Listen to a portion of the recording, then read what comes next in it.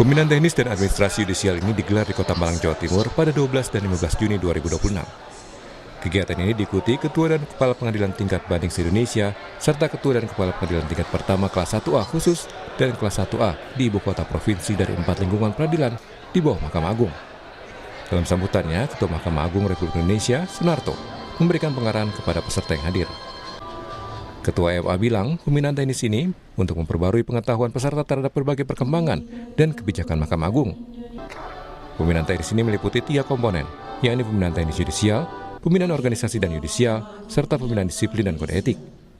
Menurut Ketua MA, perbaikan penghasilan yang diberikan kepada hakim harus dibarengi dengan pelayanan yang prima kepada masyarakat pencari keadilan. Sudarmawati Ningsih, Panitera Mahkamah Agung Republik Indonesia menjelaskan, pembinaan teknis ini bertujuan untuk meningkatkan kapasitas hakim dalam menjalankan tugas sehari-hari. Selain itu, dengan pembinaan ini, hakim tetap berpegang pada kode etik pedoman dan perilaku hakim.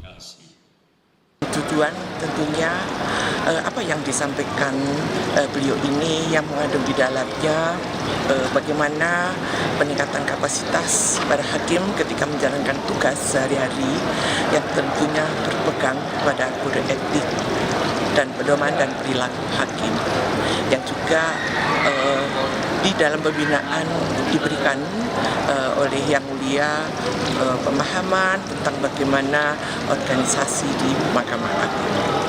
Sehingga diharapkan sekali para peserta ini di dalam menjalankan tugas tersebut tetap berpegang pada integritas.